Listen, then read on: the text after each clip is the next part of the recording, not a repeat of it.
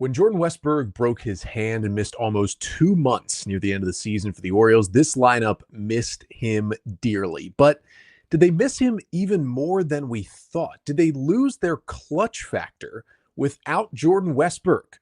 We'll review his 2024 season coming up on this episode of the Locked On Orioles podcast.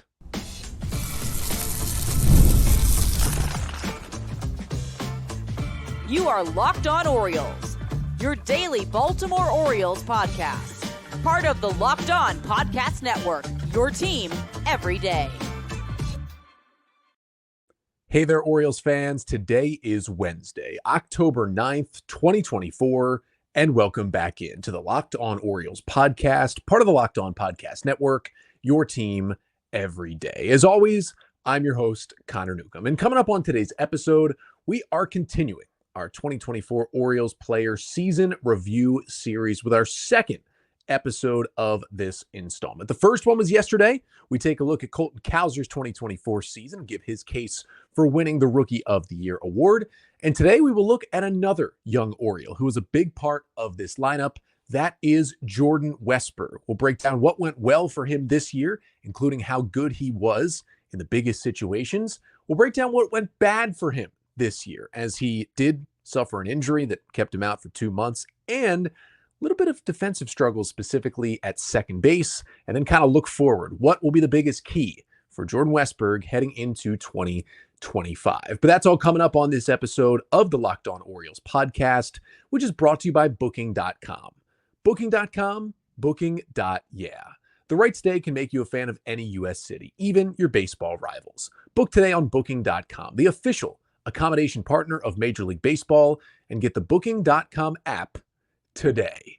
So we are going through a series here this offseason of pretty much every player, not every player, but pretty much every player who is on the Orioles 40-man roster. And we're giving you a season review for 2024 for each of them. I'm going to talk about what went right in their season, what went wrong in their season, and then kind of the biggest storylines for each of them heading into the offseason and then into 2025. If you missed the first installment of this series yesterday, the Colton Cowser season review episode, make sure to go back and check that one out. But today, we move to Jordan Westburg, who, just like Cowser, played his first full season in the big leagues. Unlike Cowser, though, he had way more time in the big leagues in 2023, so was not rookie eligible this year, but his first full season was really even better than Cowser's was. Westburg, despite an injury, and we'll talk about that, he played in 107 games and had 447 plate appearances for the Orioles this year. He hit .264 on the season with a .312 on base and a .481 slugging. That was good for a .125 WRC plus on the year, making him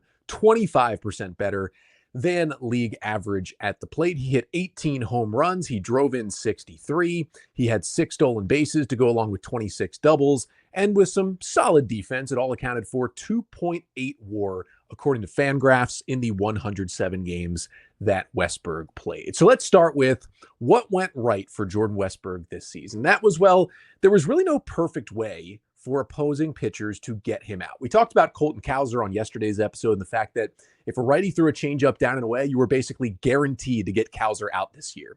There really wasn't that pitch or zone against Jordan Westburg this season. You kind of break down what he did against all pitches. Now, he certainly crushed fastballs. He slugged .556 against fastballs this season, 558 he slugged against fastballs this year, but he was also pretty good against breaking stuff, and he probably struggled the most against changeups, but he was still passable, even though he had a little bit of swing and miss in his game against the off-speed stuff. And if you also kind of look at the zones, if you split up the strike zone into 9 areas, and you will see it here if you are watching on the Locked On Orioles YouTube page. You can see Jordan Westburg's batting average here in 2024 by zone in the strike zone. Basically, down and in was the only place where he really struggled. That was the place where pitchers could get him out.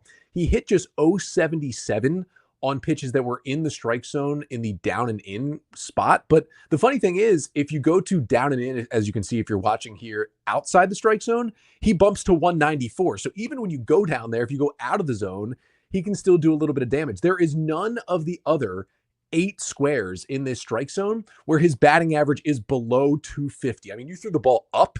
Look at him hitting .593 on balls up middle, 377 on balls middle in. Westburg was truly covering the plate this season, which was very, very impressive. And that makes him hard to get out when you can't identify a certain pitch or a certain part of the strike zone that feels like an automatic out. And you combine all that with the production, and he made the All-Star team. I mean, to be an All-Star in your first full Major League season is very, very impressive. And that's just how good Jordan Westburg was, especially in the first half. And then the other thing that really went right for him, this kind of goes along with, the not having the big holes in his game.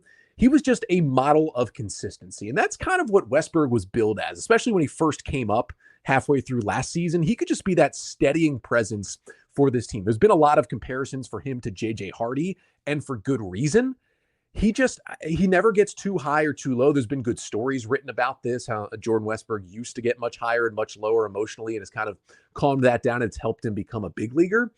But yeah, he got a little bit worse as the season went on, but he was still a good hitter in every month. April, 152 WRC plus, May, 138, June, 125, July, 109. So yeah, you can say, okay, that's a negative progression.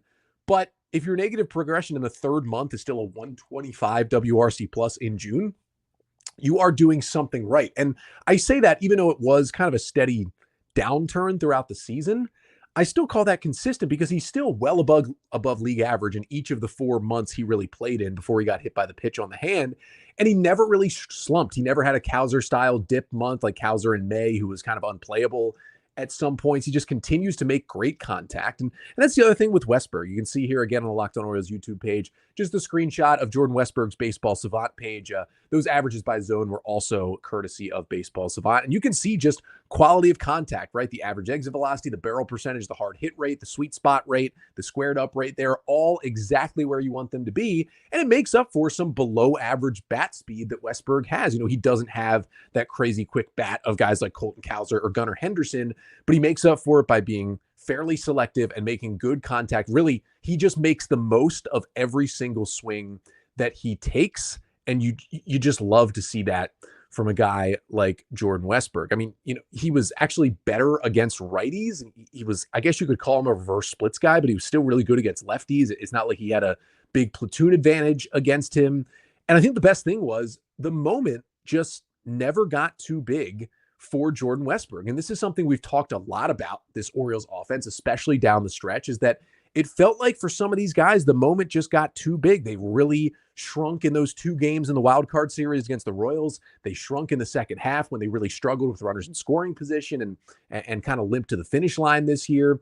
But Jordan Westburg, he was not one of those guys. He had a 201 WRC plus in high leverage spots. FanGraphs has kind of a convoluted definition for high leverage appearances, but basically they're the biggest spots in the games that you play.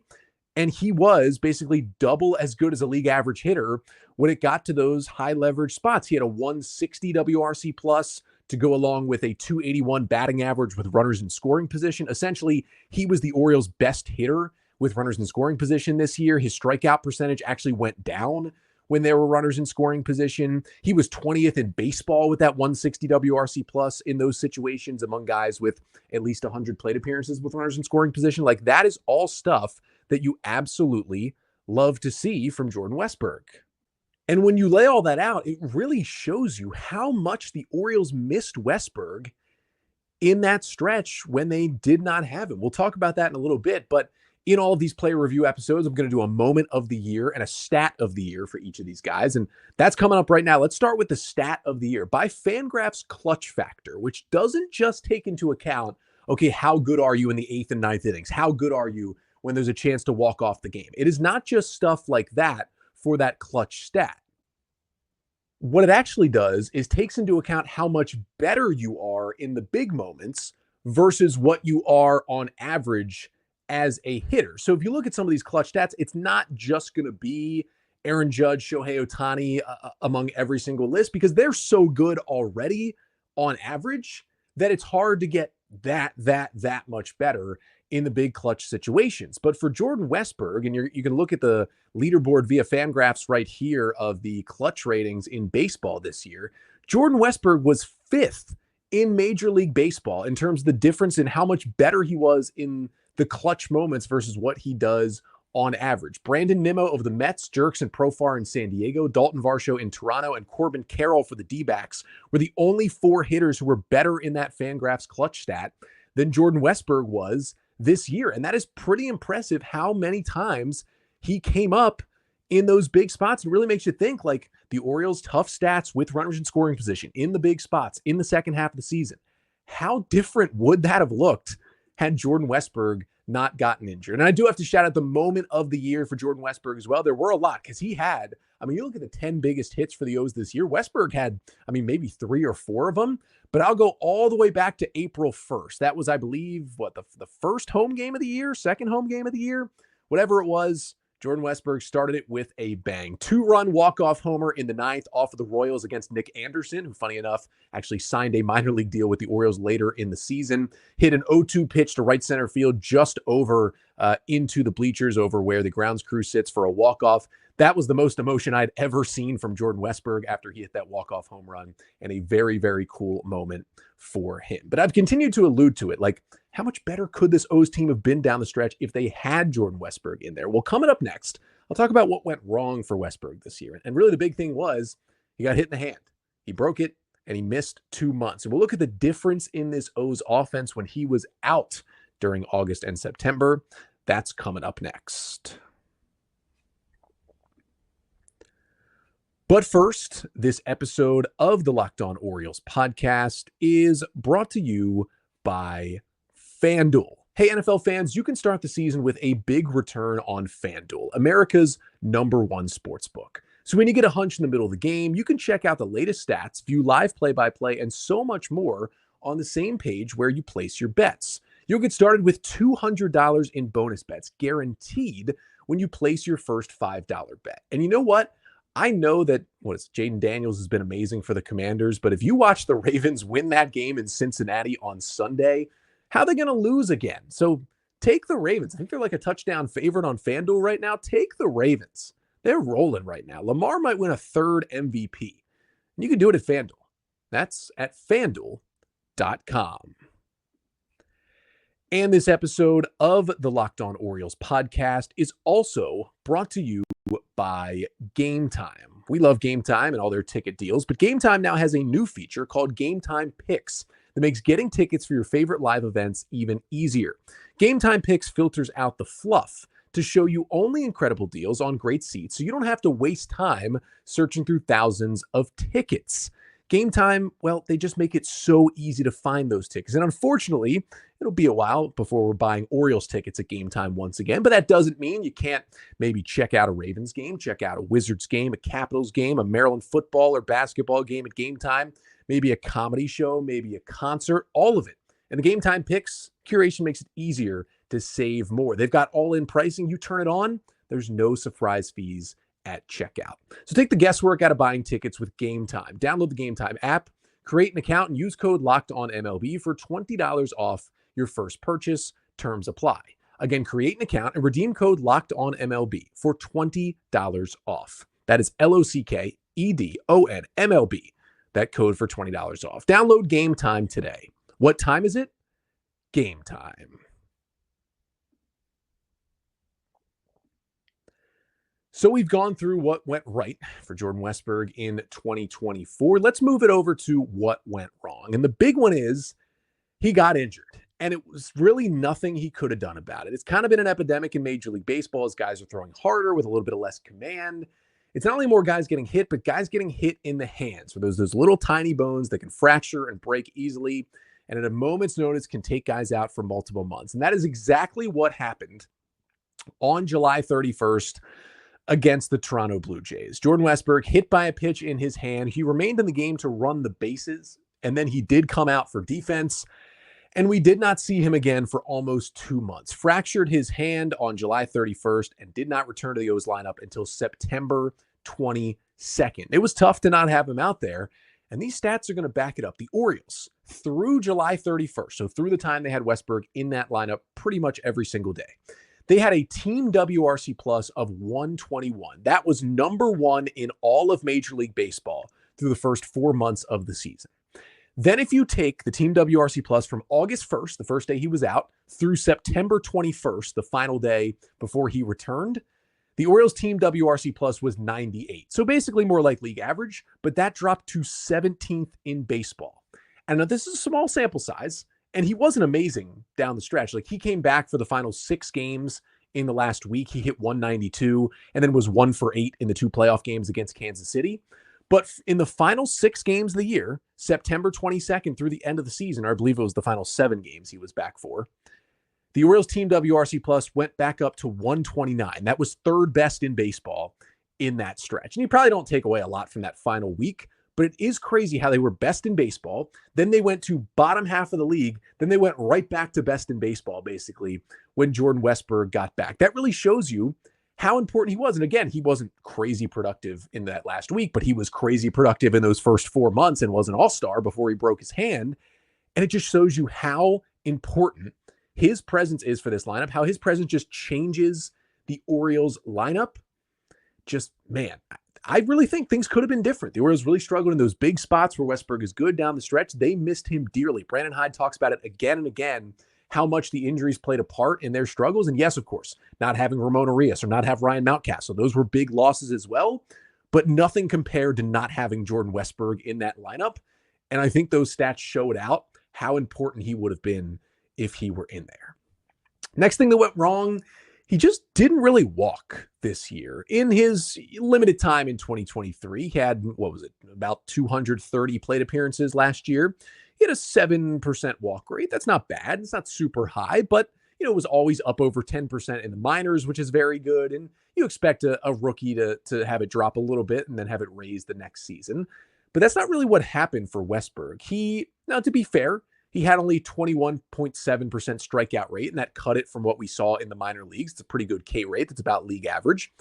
But he did have a 4.9% walk rate this season, which was the lowest walk rate among all the Orioles regulars and was the 17th lowest in Major League Baseball among players who had at least 400 plate appearances this season. Basically, among big league regulars, he was one of the worst guys in terms of drawing a walk this season. And it was nice that he didn't compound it with a whole bunch of strikeouts. Like, he cut his strikeouts too. Westburg just put the ball in play more often this year. So it still made him a productive hitter.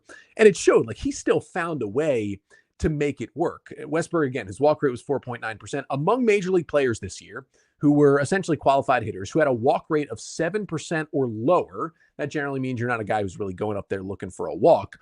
Only Luke Raley at 129 and Jose Altuve at 127 had a higher WRC plus than Westburg at 125 with a walk rate of 7% or less. So basically, if he can even just get back to that 7% walk rate that we saw in 2023, he could go from fringe all-star to like a star in this Orioles lineup just by getting on base a little bit more, still keeping that strikeout rate low, and of course, continuing to hit the ball as well as he has and make quality contact. And then that final part of his season that didn't go exactly to plan was really his defense. Now, I tend to, even though we have a lot of great defensive metrics, that's probably been the one metric in baseball that's lagged behind everything else sabermetrically. I tend to not trust those defensive metrics until we have at the very least 2 full seasons. And generally, I'm looking for like 3 full seasons of defensive metrics for a player at the big league level before I start to trust what all of those numbers say defensively.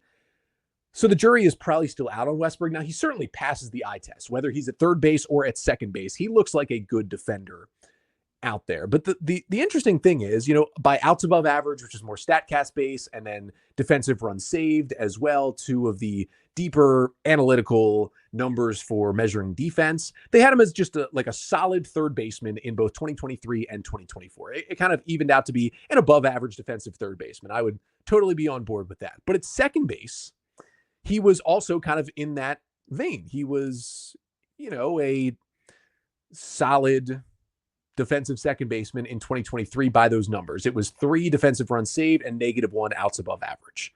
But in 2024, in a very similar amount of innings played at second base, he had -7 defensive runs saved at second. That was 5th worst in baseball, and also -7 outs above average. That's kind of concerning there. And again, you want to give these numbers another year or so to truly get to a point where you can maybe start to trust him a little bit. I don't know if I'll ever truly trust the defensive numbers all the way, just because it is really tough to measure that stuff. And I think by the eye test, he's a good defender, but I also think this, and I think many of you agree. If you don't, let me know in the YouTube comments here if you think differently. But I think just via the eye test, and the stats do back it up, that Jordan Westburg is just better defensively at third base than he is at second base. Now, that doesn't mean he can't play second. He absolutely can, and he's made some great plays over there. But I just think he looks way more comfortable at third base when he is out there for the Orioles. And I really would like to see him play more third than second in 2025. And that brings us to our final segment of the show. Okay, we talked about what went right. That was, he was really, he was fairly disciplined. There wasn't a perfect way to get him out. He was consistent. He was super clutch. What went wrong? Broken hand, didn't walk a lot. Defense at second was a little shaky. So knowing all that, and knowing, hey, he's back and he will be healthy, barring anything else going into 2025. And I think we're pretty on board. He's going to have an everyday role for this Orioles team again next year. What's the biggest storylines for Jordan Westburg going into this offseason, then heading into 2025? We'll break that down to finish off the pod coming up next. But first, this episode of the Locked On Orioles podcast is also brought to you by Booking.com. Booking.com, Booking.yeah. You can explore those U.S. cities you always secretly wanted to learn more about. With hotels, bed and breakfast, vacation rentals, resorts, and so much more on Booking.com, you might just find your perfect stay, even in your baseball rival's city during the postseason. Now, maybe not exactly the Orioles' rivals, but maybe you want to get away from the American League after the O's were eliminated. You don't even want to think about that. Maybe you want to go out west. Well, there's some fun games coming up in San Diego and Los Angeles in that NLDS between the Dodgers and the Padres. And you might want to just check out Booking.com for some awesome deals. So you can even taste test your baseball competition stadium cuisine. Luckily on Booking.com, you can find a stadium stay that is perfect for you. And you can go incognito. You don't have to show that you're an Orioles fan. You get an amazing hotel across the U.S. Just check out some other baseball cities. The right stay can make you a fan of any U.S. city, even your baseball rivals. And you can find it all at Booking.com. Booking.yeah.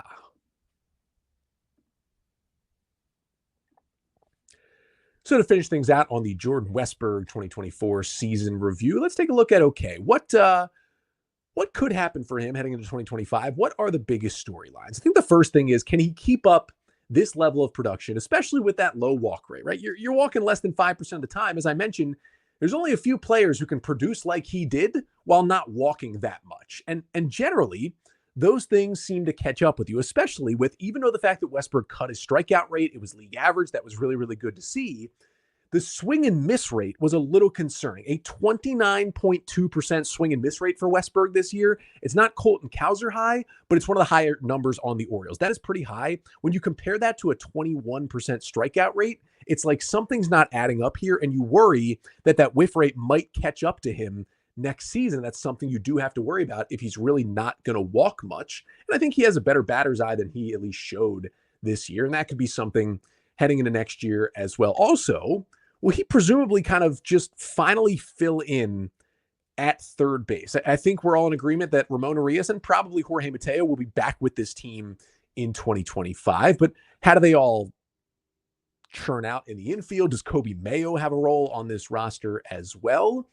And could we see a scenario, which I think is the ideal scenario for the Orioles, where Jackson Holliday has a great offseason, gets better at some things. Again, he's only going to be 21 years old, but kind of locks down the everyday second base job, which basically permanently moves Jordan Westburg over to third base with Gunnar at shortstop. I think that's the ideal everyday infield for the Orioles, but it's really up to Jackson Holliday to grab that chance next spring training and take a hold of it in 2025. But if he does, that gives Westburg more reps over there. And the other question is, and we'll talk about this more when we jump into Ramon Urias' season, because Urias was another guy who got injured, but another guy who was very, very important to the Orioles this season. You've seen it over the last 2 years when Westburg and Urias are both on the field.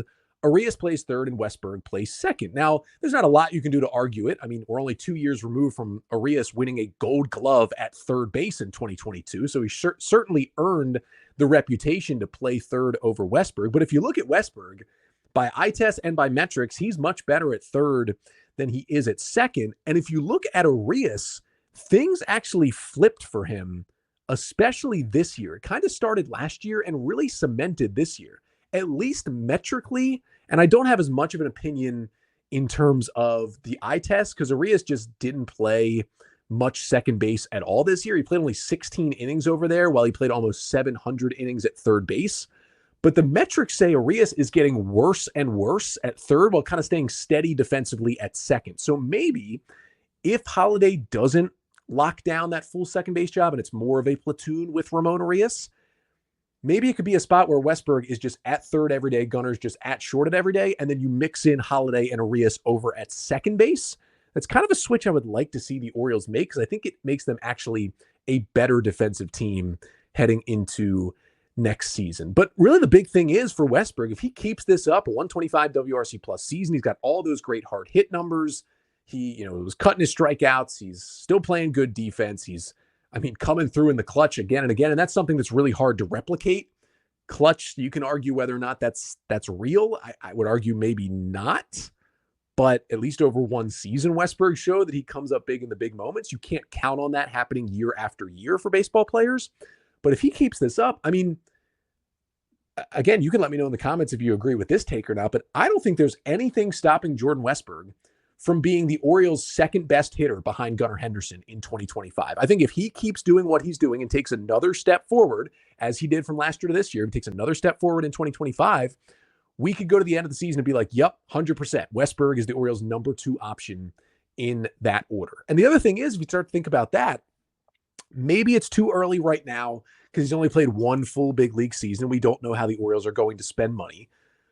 But I think we're getting close to the point where Westburg, he's not in the Gunnar and Adley dimension and Holiday dimension of this conversation. But I think Westburg is in the next rung down of guys you start to think about giving, a pre-arb or an early arb contract extension to make sure you can keep them around in Baltimore for a little bit longer. And as much as Henderson could cost, as much as Holiday could cost, and there's a few questions about Adley Rutschman. He will certainly cost some as well. And Henderson's agent being Scott Boras makes it really unlikely he signs an early extension. Maybe Jordan Westburg could be that guy. Maybe, just maybe, he is someone where he's not as high profile. So instead, you can now jump in. Now, here's the issue with Jordan Westburg there. You may be wondering, Connor, who is Jordan Westburg's agent? Unfortunately for this plan, it is also Scott Boras, but maybe when it's not like the star level guy like Gunnar Henderson, maybe there's a better chance to work out an earlier extension for Westburg with a guy like Scott Boras.